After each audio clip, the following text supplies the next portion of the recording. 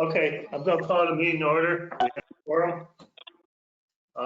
Reading and approval of the minutes of the previous meeting. So moved. A second. Would you announce who would be moving and seconding, please? Andy moved and Herb seconded. Yes. Any additions, corrections? Any discussion? Last and any, all in favor? Aye. Aye. Any opposed? Motion is carried. If you want, we'll jump right down to the presentation. Chris Coravella is on.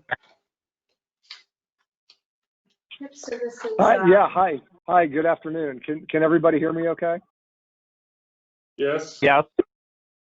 Okay, great. Good afternoon to everybody. I really appreciate everybody taking the time to allow me this opportunity to speak with you today and introduce myself, our company, and our proposed project for Cayuga County.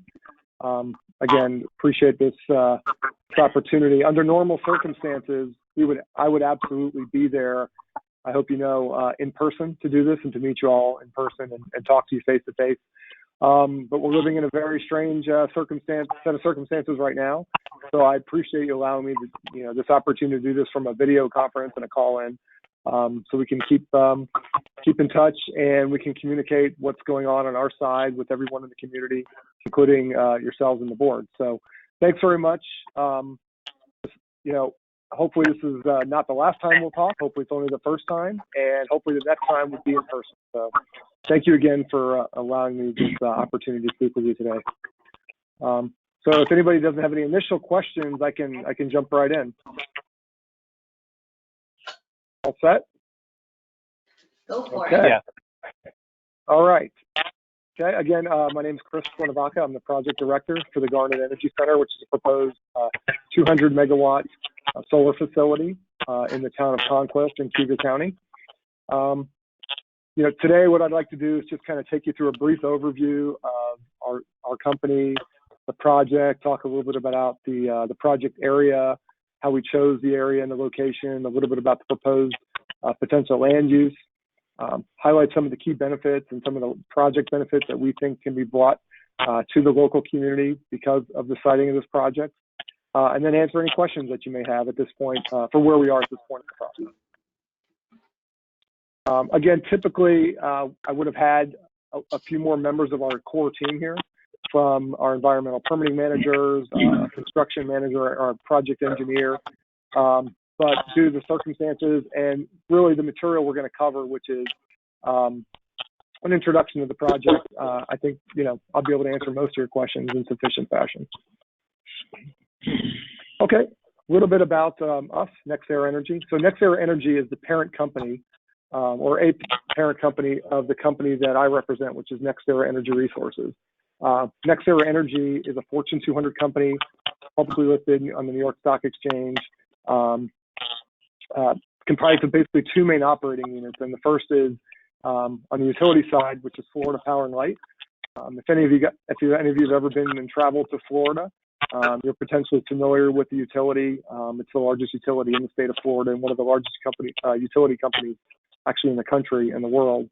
So if you've ever traveled through Florida, most likely the electricity that you used came from Florida Power and Light. The second main company under the NextEra Energy parent is NextEra Energy Resources, or the company that I work for.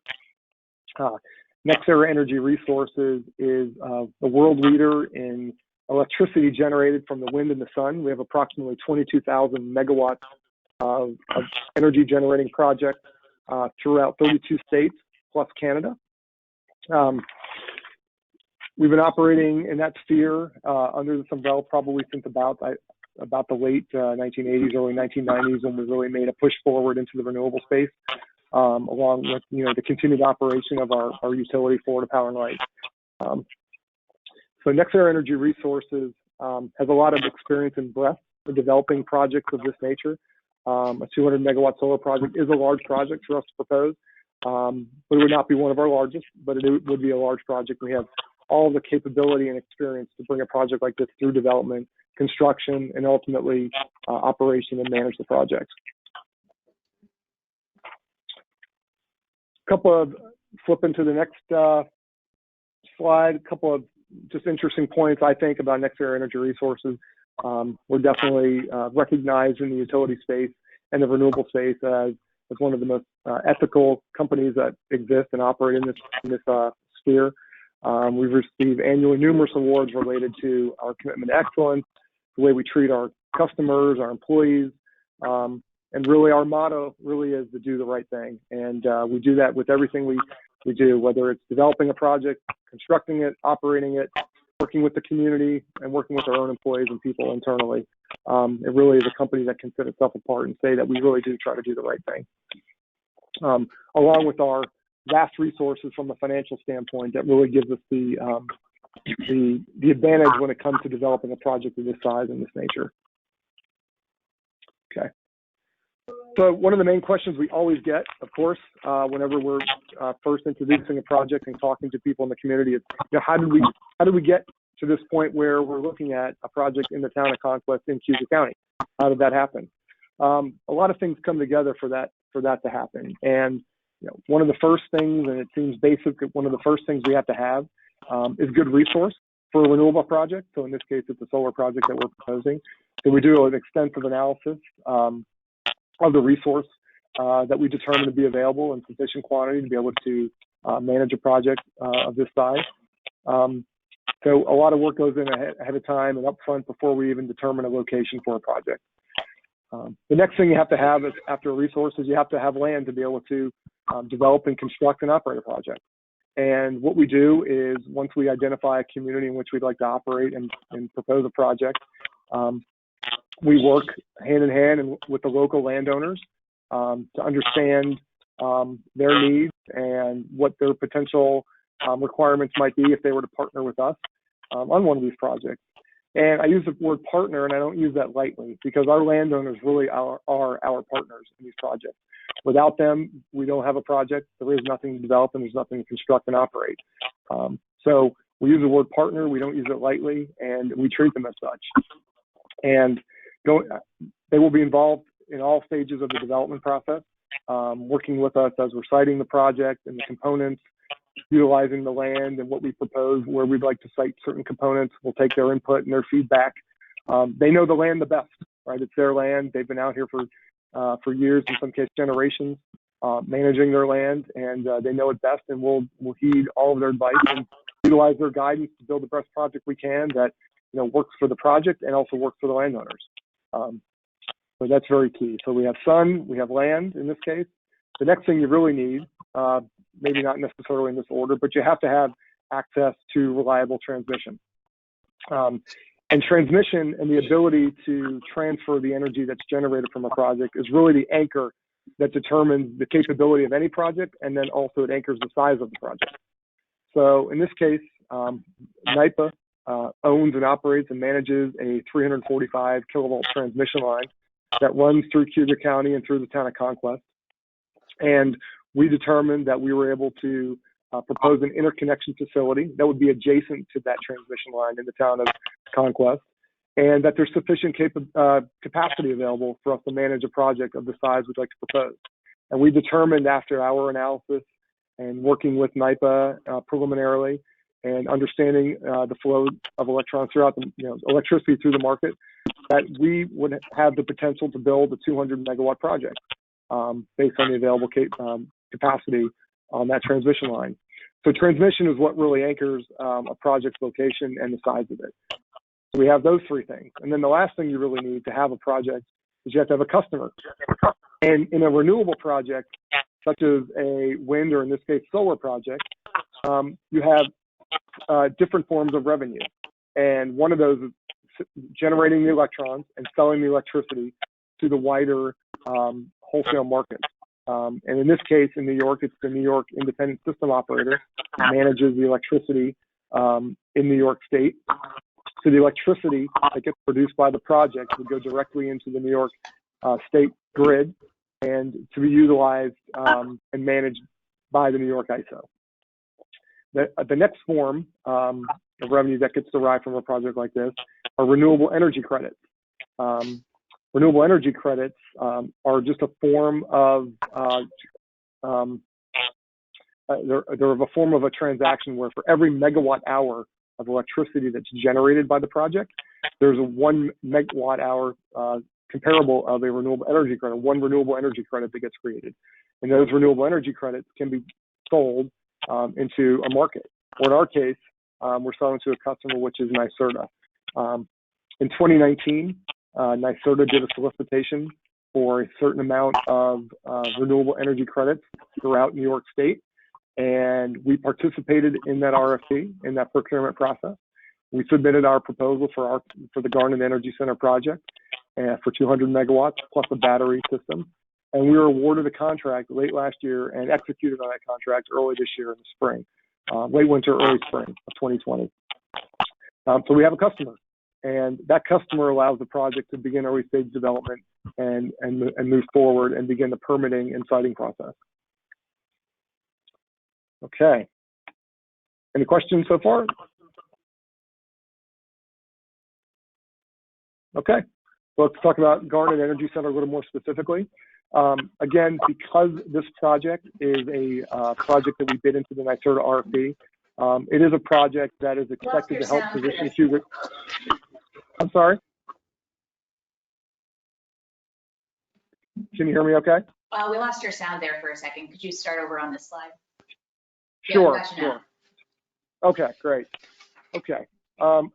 Because Garnet Energy Center was a project that was awarded a contract under NYSERDA, this is a project that's going to help the state's state energy plan and meet their state's renewable goal of 70% clean energy by 2030 under the recently enacted Climate Leadership and Community Protection Act, or as you may have heard, the CLCPA. That plan really puts a lot of emphasis on NYSERDA procuring projects to help drive the development of these projects, which is why we have right now a project that we'd like to develop in the town of Conquest. And as I was mentioning, it's a 200 megawatt proposed project with a 20 megawatt energy storage or battery system that's 4 hours. And that battery system can be used to take the electricity that's generated by the solar project and distribute it at different times in the day when there's less energy produced, such as at night. So a solar project generates electricity during the day, the battery can store it and distribute it at night. Next are Energy Resources, which is the parent company of Garnet Energy Center. Through its sub, we would develop, we would build, and we would own and eventually operate the facility. The project includes everything, not just the solar panels, but it includes access roads, collection lines to connect the project and the solar panels, electrical interconnection facilities, and inverters, fencing, and numerous other components that come together to form a project of this size.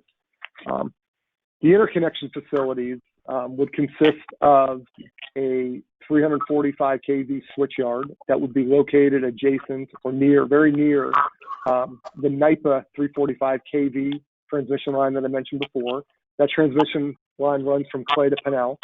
And again, it's a 345 kV line, so we would build a 345 kV switchyard.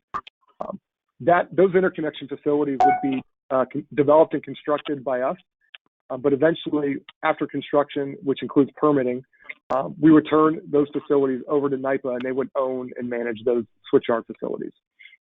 But we would develop and manage the permitting and construction of those. Okay. Throughout the process, some of the other infrastructure that we'll need are access roads. We'll have to use collection lines to connect the projects and the solar panels and the PV modules. We will work closely with the town of Conquest in this case, to make sure that if there's, their needs are met when it comes to local roads. We'll most likely work with them on certain road use agreements so that if any of their local roads are impacted during development or construction, or maybe we'll improve them in some cases. If anything is impacted, we will, work with the town to make sure that it's fixed, that it's managed properly, and that the town can continue to use their local roadways, both during development, construction, and after operation. So the town will be a very have a very strong role in working with us throughout the development process for this project. You know, the modules themselves, just for a little bit of information, maybe it's too much, but the modules themselves will be either a fixed or tracking type system. What that means is that the solar panels themselves, the modules, will either be in a fixed position during the day, or they will track during the day to follow the sun. Tracking systems are definitely more efficient and can produce more electricity, but a lot of it has to do with the land use and the siting concerns, setbacks, for us to be able to come to the decision on whether we'll actually do that type of system. But we will propose both in whatever permitting we do going forward. All the setbacks that will be proposed will be first, we'll take the first look from a setback perspective at the town's local laws or ordinances if they have any in place. If for some reason they don't, which possibly in this case they may not, then we'll work closely with the town, adjacent landowners, adjacent residences, other local constituents, you know, to determine setbacks that make sense both for the project and the local community. One of the other things that we may look at, depending on, and it's as part of our development of the process, the project, we're going to look at some of the visual impacts that the project may have on local roadways, any type of public view shed. We'll do a full and thorough view shed analysis. And the results of that analysis will determine if we potentially propose any type of vegetative mitigation for screening from a visual standpoint. And what that means is if it's determined throughout the development process that there is a very high chance that there's some visual mitigation that's needed for a local roadway, we will go ahead and look to propose some type of native species, some type of native plant species to provide a visual buffer in those local points that are determined from the viewshed analysis. We'll talk about more of that as we get through the development and permitting part of this. But that's just an overview of the project. On the next, we've got a map here, and this is just a general high-level map. The red outline, or the red outlines, I should say, I was going to call them boxes, but I guess they're not really boxes. But the red outline, that is the land we currently have partnered with the folks locally, the land that we currently have under control that we can use to develop this project. It consists of about approximately 2,000 acres. And as you can see, it's located, you know, off of Highway 38, and in between that and Slayton Road near the NYPA transmission line, which is highlighted there in orange that runs through Conquest. The primary center of that project would be in that area. As I just mentioned, we have to have access to the transmission lines. We do have approximately 2,000 acres under contract right now that we've partnered with local landowners with. We may, as we move forward in development, look to acquire more land if we decide that we need additional land to optimize the project, provide for more setbacks that we may need, or potential mitigation in other cases, or just to optimize the project and produce the best project we possibly can. But that's a high-level map of the project area at this point in time. And this is called the project area because this isn't where all of the components will go. What I should say is the components will not comprise all of the land that you see here. Again, this is approximately 2,000 acres. A project of this size would utilize at the end of the day approximately 1,200 to 1,400 acres of land. We would use the additional land outside of that 1,200 to 1,400 acres that we have under control to provide for setback, visual mitigation, provide for screening from adjacent landowners, adjacent residences, and public roadways, which is why we tend to try and acquire a lot more land than we really need for the actual development and construction and the location of the facilities themselves. Any questions on that? Yes, this is Herb Marshall. Hi. Are you dealing now with just one landowner? No, we're dealing with a handful of landowners in the town of Conquest. Okay. I believe the major landowner is Larry Waterman, and he owns some parcels outside of the town of Conquest. Are you including them in your lease? We are not. We are not going to, at this point, and most likely we will not propose any part of the project outside the town of Conquest. Okay. His farm, I'm very familiar with. It's quite a lot of it is wooded. Would you anticipate clearing any of the woods to make room for your solar panels? Yeah, I mean, it really depends on the amount of land that we need overall based on all the land we have in the project area. So in this case, out of the 2,000 acres, we're going to have to determine as we're working through both the permitting and the engineering and environmental design of the project, what makes the most sense. We may have to clear some trees to be able to use the land and optimize the land in the best way possible. So yes, to answer your question, we may have to do that, but the amount of tree clearing has not yet been determined. A big part of the woods on this farm is swamp woods. Would you have to meet all of the regulations as far as dealing with wetlands? Yeah, so this project would be permitted under Article 10. Article 10 is, and I will get to more into depth in that in a second, but Article 10 is the statewide process that you go through for permitting for a project that's greater than 25 megawatts. So in this case, 200 megawatts would go through Article 10.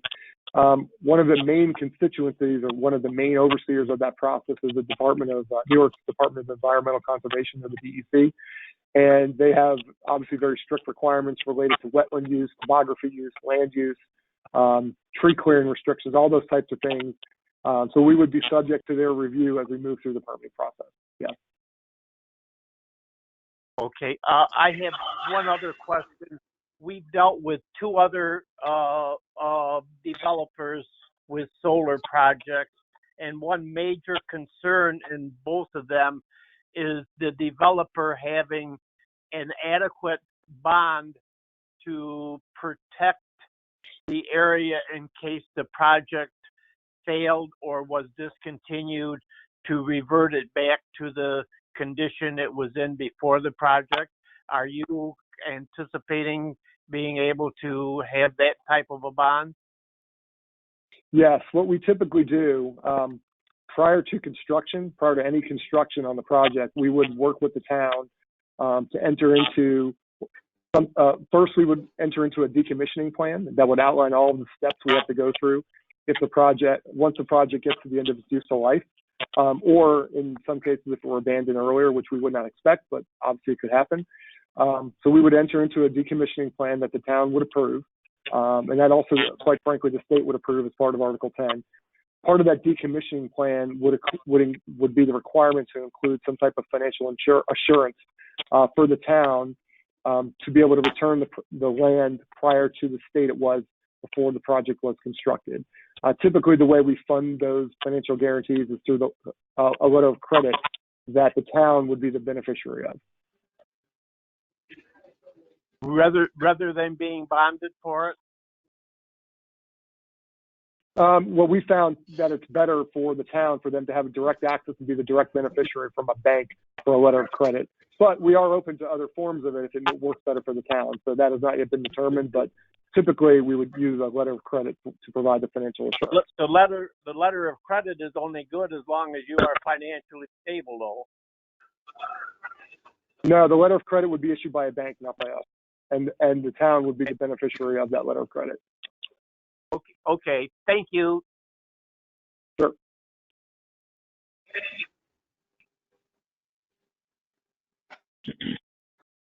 Any other questions? All right. I'd like to talk, quite a bit here about the benefits of this project and what it could bring to the local community. First and foremost, is a project of this size, which is 200 megawatts with the battery project. It could be somewhere around a $200 million investment into the local community to build this project. And a project of that nature could create up to, or actually greater than 250 construction jobs throughout the approximate 12-month time period that the project would be constructed. Most of those jobs that are created would be in the construction trades and related type of opportunities. Things like, obviously, folks such as electricians, equipment operators, truck drivers, laborers, all the managers, everything. And we expect that the project to take about, like I said, 12 months to construct. So there'll be upwards of 250 plus jobs that are created during that time frame. What we will do as NextEra Energy is most likely we will engage and contract with a third party EPC or contractor to govern the day-to-day management and the construction of the project.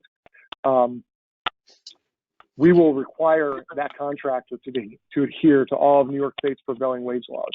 So that's very, that comes up a lot. Even if we aren't the actual direct contractor of the project, we do use a third party to do the day-to-day construction and contracting out the subcontractors.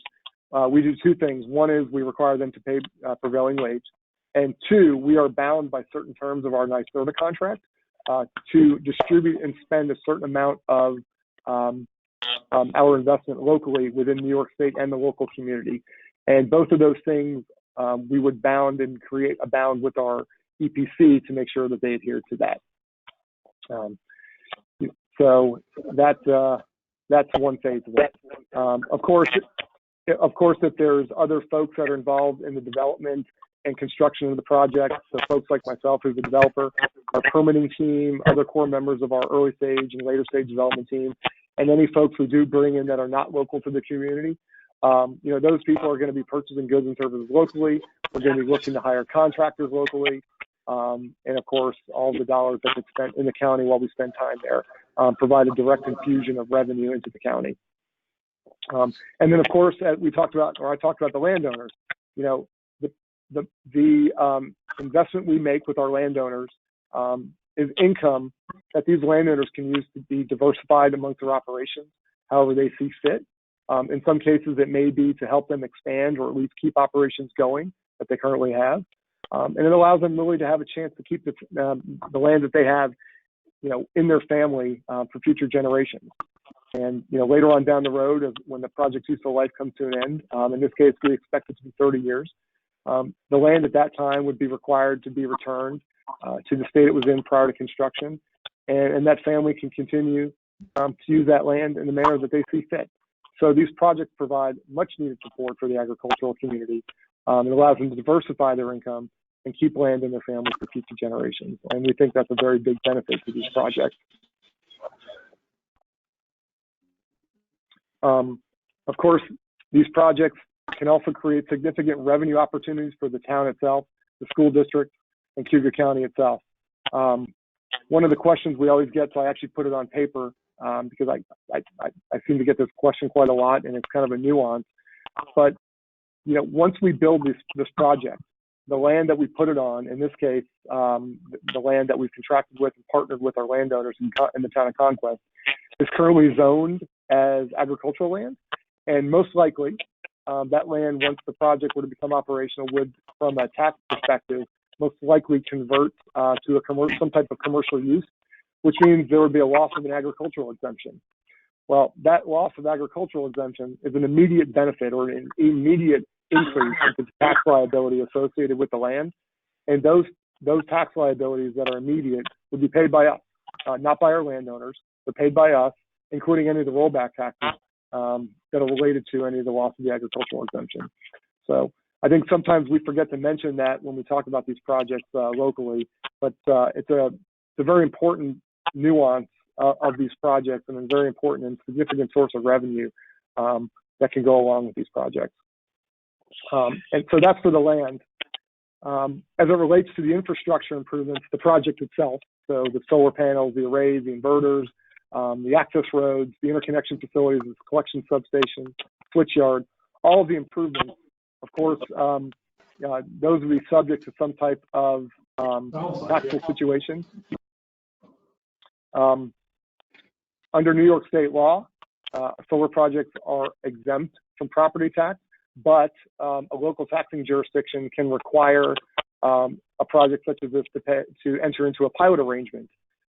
So once we actually announce the project that we're moving forward, there's a certain window where the local taxing jurisdictions have to reply back to us and say that they would expect us to enter into a pilot with them. And then that would start the phase of where we would talk about a potential pilot with the taxing jurisdictions.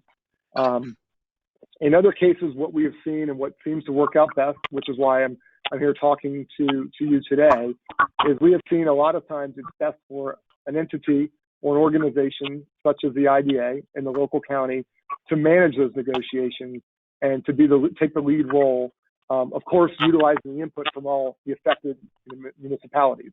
In this case, we're most concerned with the town, of course, and the school district and the county.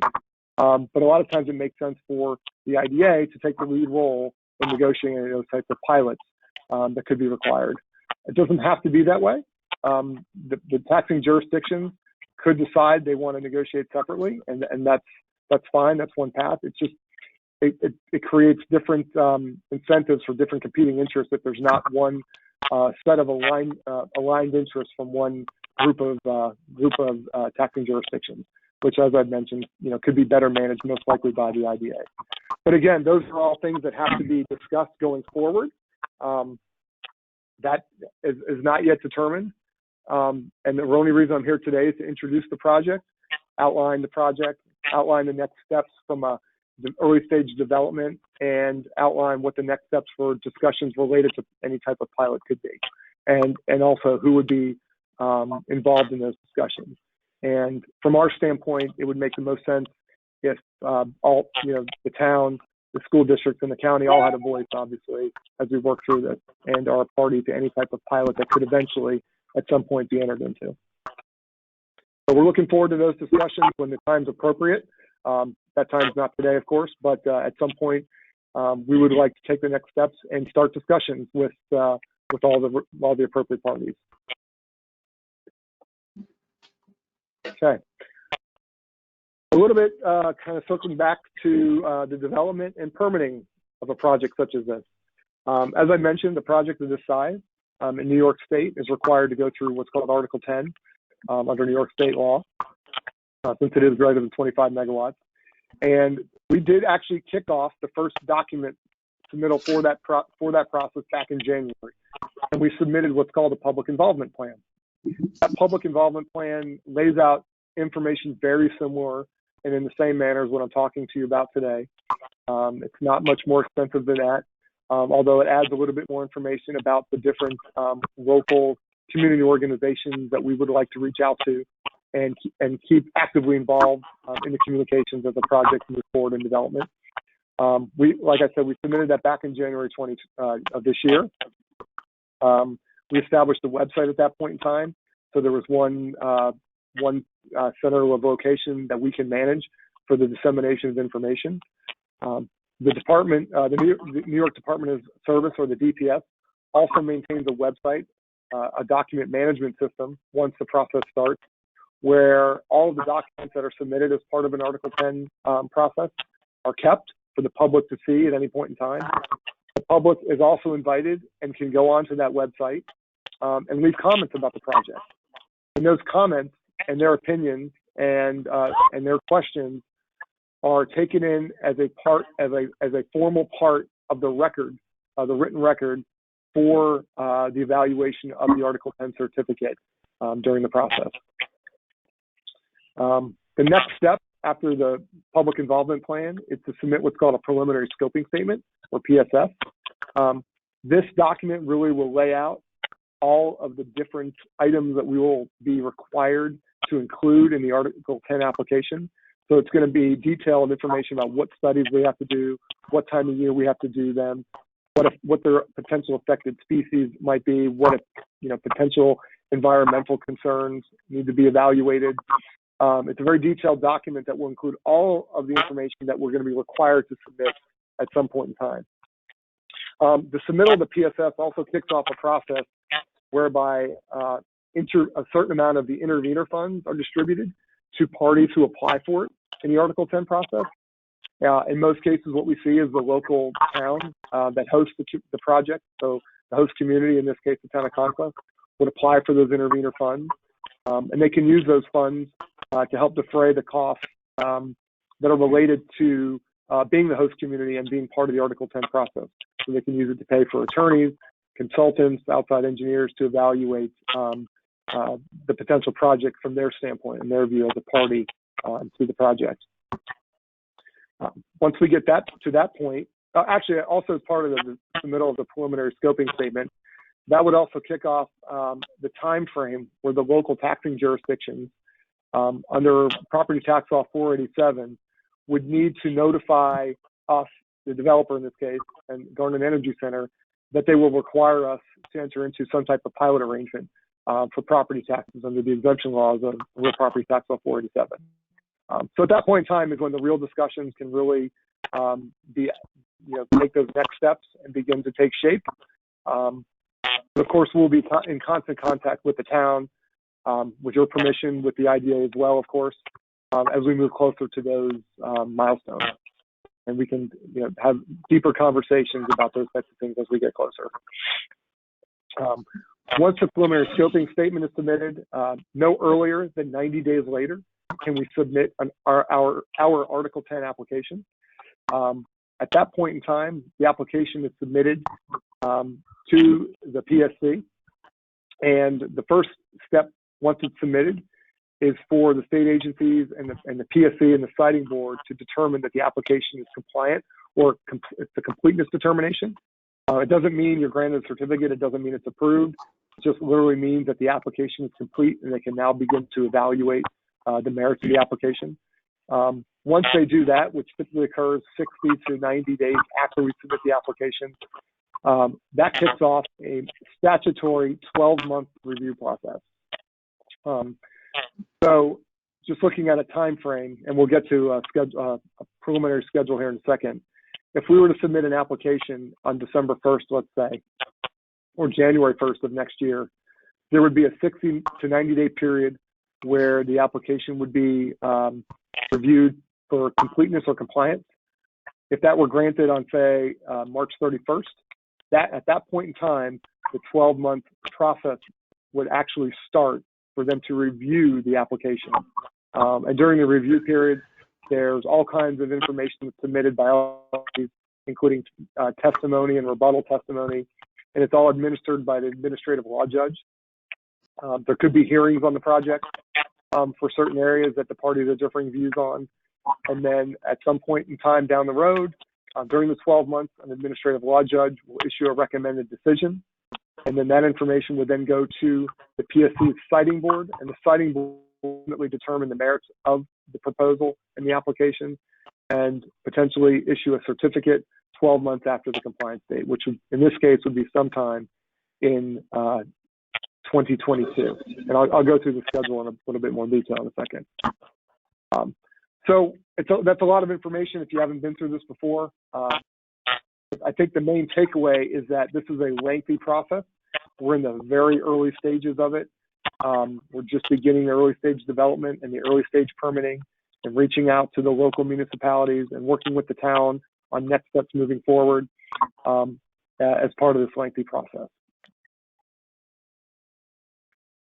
Here's some typical exhibits. These are some of the exhibits that are included as part of the Article 10 application. This is not all inclusive. This is just kind of a high level view of it.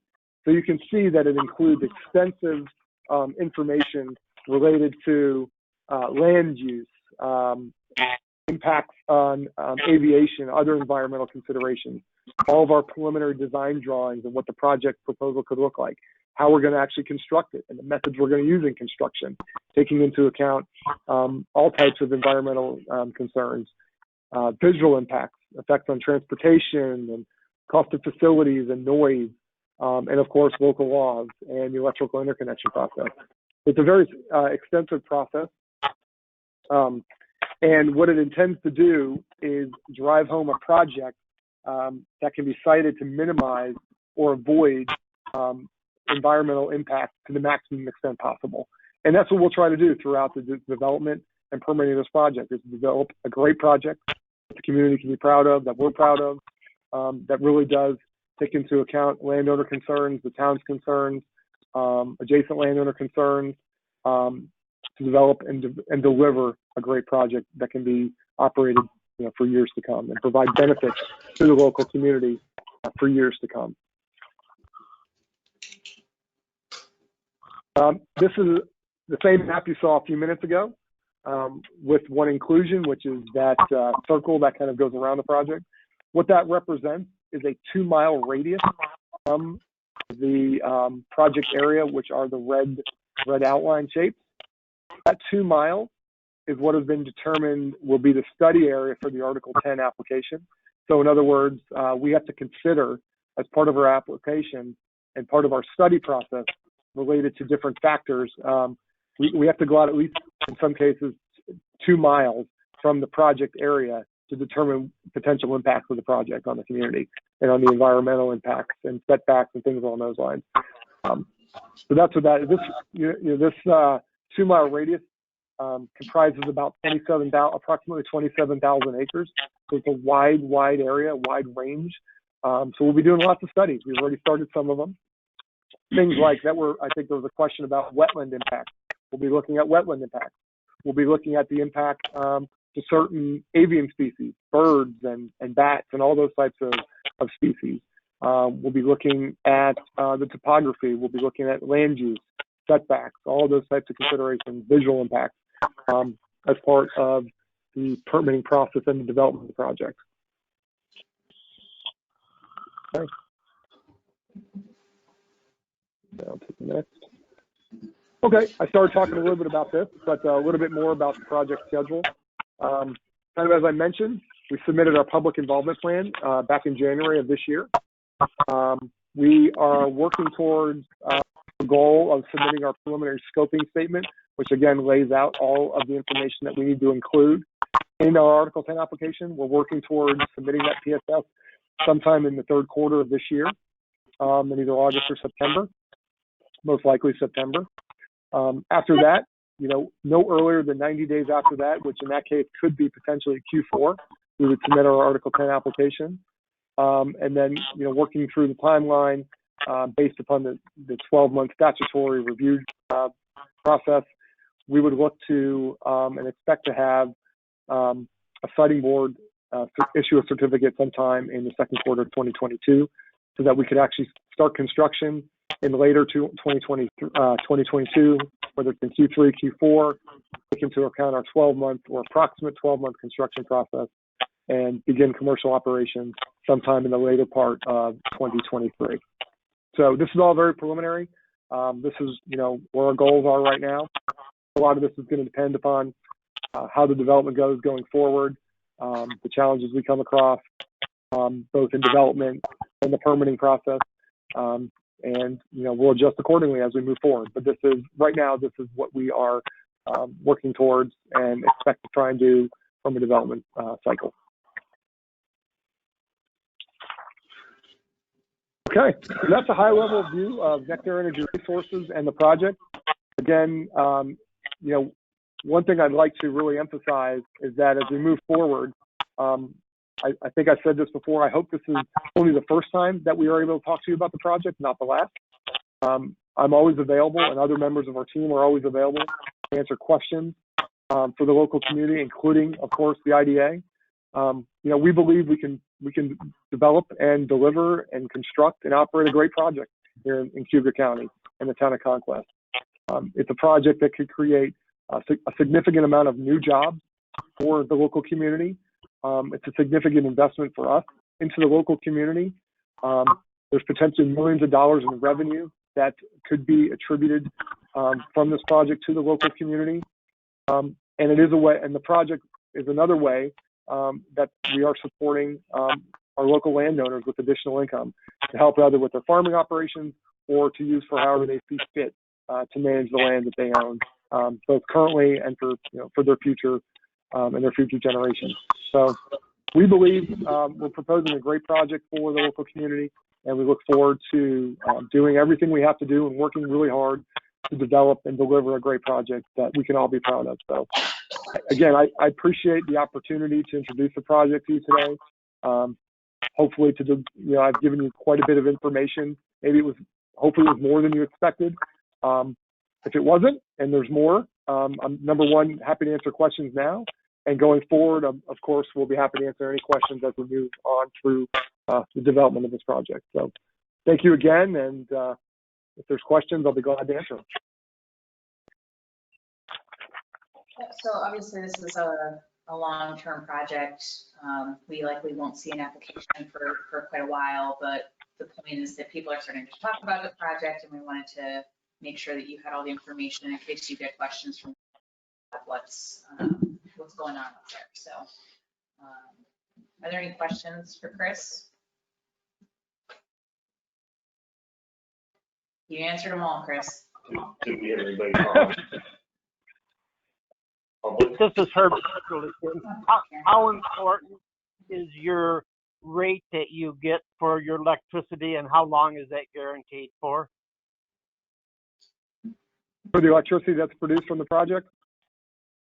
Yeah. So, there's various methods that we will use to sell the electricity that's generated. Regardless of any contract we enter into for energy, the energy will be injected directly into the New York Independent System Operator, or the grid, as you know it, to be utilized throughout New York State. The contract we have currently is with NYSERDA to sell the renewable energy credits under their terms and conditions as part of their RFP and the procurement process from last year. Is a 20-year contract. You don't have a guaranteed price for the electricity itself.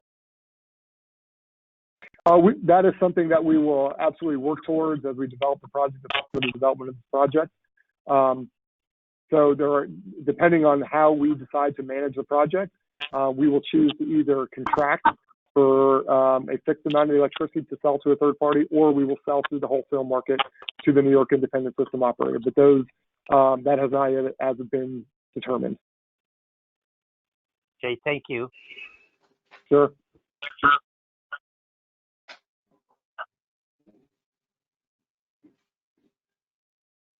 Anyone else? Is there any other questions? Thank you, Chris, for your time. Thank you all very much. Again, really appreciate the opportunity, and hope to speak with you more very soon. Tracy, thank you very much for setting this up, and really appreciate the opportunity. So thank you very much. Thank you. Okay, thank you. Take care. Bye. Bye-bye.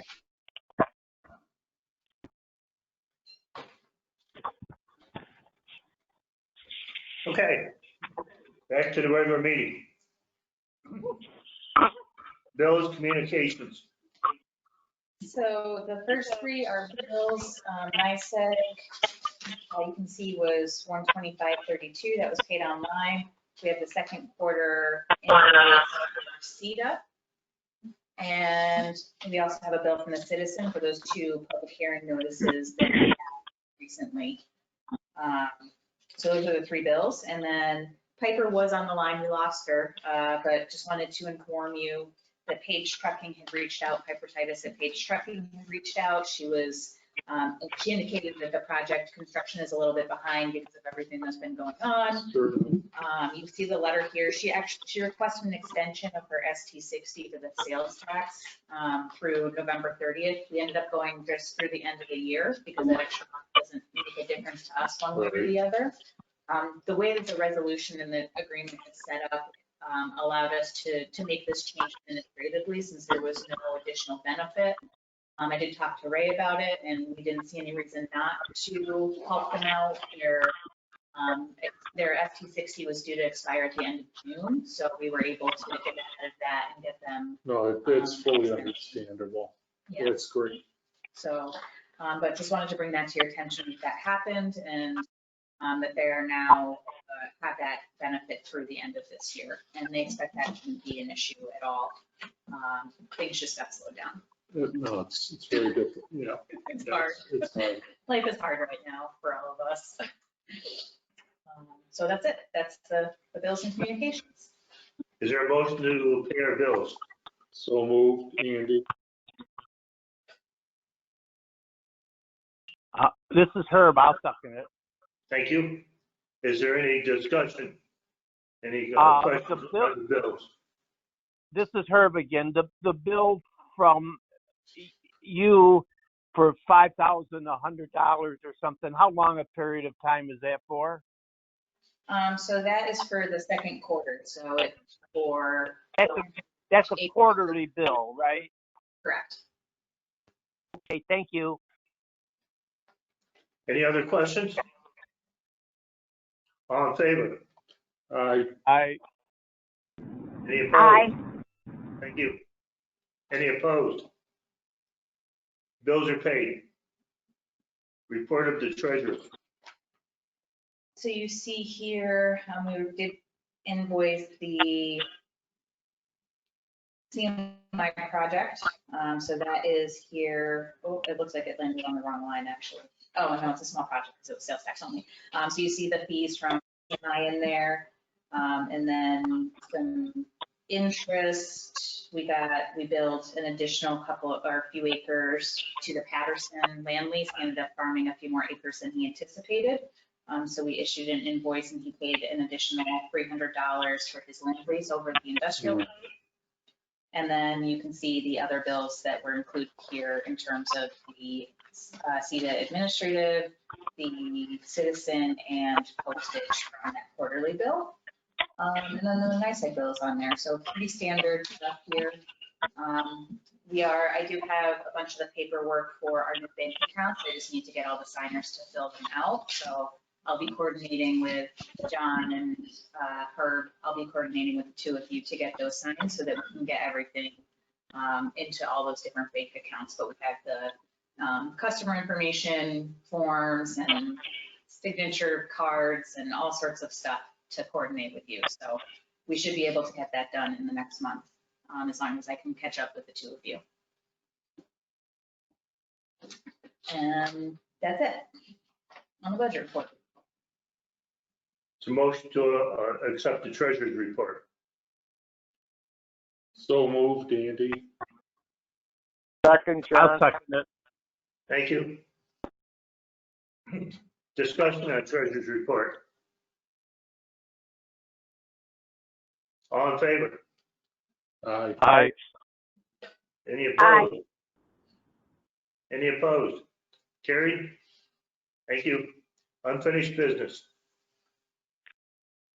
So- And this is Herb again. At our last meeting, Mr. Ellis said that he talked with DEC and that he understood that they would have a final report on the sewer line in 2 weeks.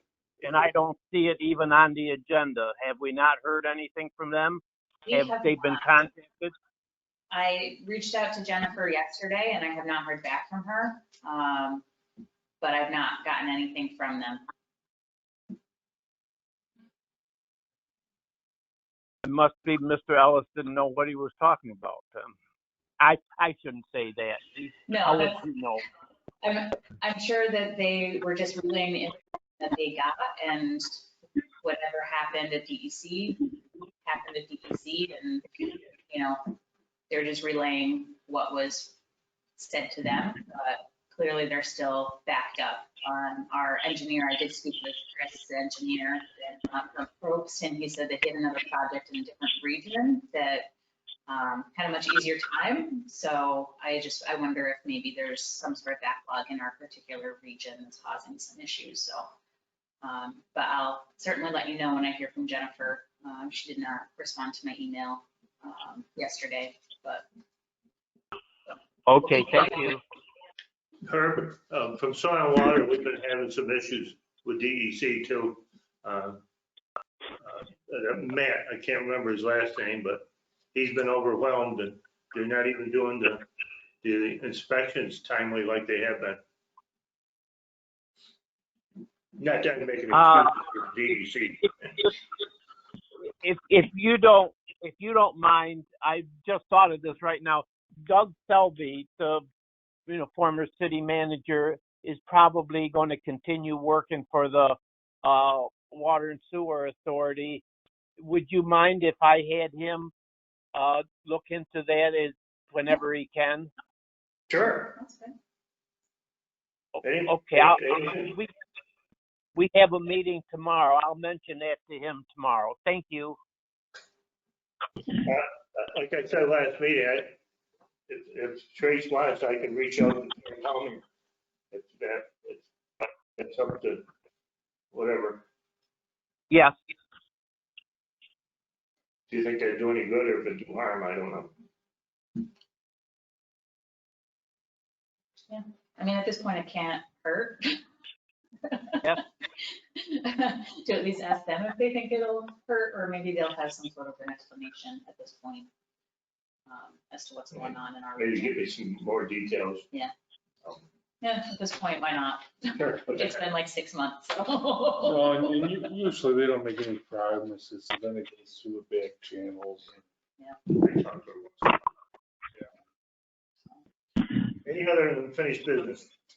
So just a couple of updates from our office. We did hire a new office administrator, Kim Haggerty. She worked with the county for a good number of years and highly recommended. So we're excited to have her on board. She just started last week. I don't know how many of you know Kim, but she's very nice and she's very capable. So I'm excited to have that position filled. I have started initial interviews for the technical specialist position to replace Sam. We have some good candidates. We have about, I think, 10 resumes, which is about standard for this position or this type of position, but we have a couple of really good people. So I will be reaching out. We'll likely do a second round of interview with 2 or 3 finalists in the next couple of weeks. My last interview is on Friday, so probably next Monday I'll start reaching out to schedule those second interviews. This upcoming Friday. Yeah, so my last interview is this upcoming Friday, and so next week I'll be reaching out and seeing if anyone from this group wants to participate in those interviews. So I will be in touch about that. We did get the CMI stuff taken care of, and that's about it at this point. What's that? They sneezed. Oh, bless you. So we're starting to get flow. We are getting inquiries for building expansions and just kind of normal economic development work. And so we're getting back into a normal workflow. Danny and Derek are working very hard with a lot of the businesses that they've contacted during the shutdown. And some of those are leading to other inquiries, as well as some others that have popped up recently. So we're excited to see things moving forward. And it shows that, you know, we're, as bad as things are, there's still some optimism among some of the businesses that are looking to continue to grow here. So that's a good sign as well. We also, I just want to make you aware of a conversation that's happening with ADA. One thing is that they are looking at their project evaluation policy and looking at setting some priorities for how they're making decisions about pilots, especially if they're going beyond the 10-year standard agreement, because they're starting to feel like they're all over the place and they don't have a good sense of what is it that's really important and why are we making the decisions we're making. So they're having a conversation about setting some priorities and some checklists so that they can communicate why decisions are made the way they're made. Good. So once we've kind of worked through that process, whatever document comes out, I'll bring back to you guys just to take a look at. You guys tend to be on the same page on a lot of things, so it's a little bit easier with this group. And then they are also looking to invest in some marketing efforts for the city of Auburn. So we are going to put out an RFP for them to do some place-based branding work. So building a brand for the city of Auburn, and the whole idea is that when the resources are available to do something for the whole county, this will be a good first step and we'll be able to integrate with a larger countywide effort. So it's looking, the idea is to be able for them to invest in the city of Auburn and market in the city of Auburn, but not in a larger scope for the entire county and start competing. And once those resources are available to do it at the county level. So I'll also keep you up to date on that and where we're going with a countywide marketing effort. We had a conversation about their local, I think we're gonna make some tweaks over there, not to the percentages, but how the policy is written. The last conversation we had this week was more about providing a little more flexibility in terms of after the benefits are approved. So if they can document a good faith effort to find the local waiver, if they can't meet it, they can still come back for a waiver. Because right now, the way the policy is written is that you have to get the waiver before it's approved. So everyone's just asking for a waiver. No, That's easier. that's a great point. That's a great point. So I think we're just gonna tweak some of the language and, we'll bring that back to this group too. Yeah. So to provide a little bit of flexibility in between, because a lot of the projects don't bid at the time or aren't bid out yet when we're looking at them. So they don't know if they're gonna be able to meet it and they're guessing. So we're gonna just tweak that language and we'll let you know how it goes. I have seen a lot of, we're hiring signs around.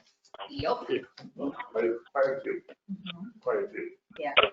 A lot of employers are having a hard time filling positions right now, but then there are a couple of who are, with unemployment, what it is, and whatever fears or comfort levels people have with being in a workplace.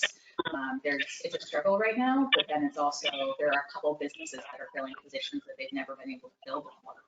So I think there's been a little bit of shakeup in the talent pool, and that's benefiting some businesses and not others.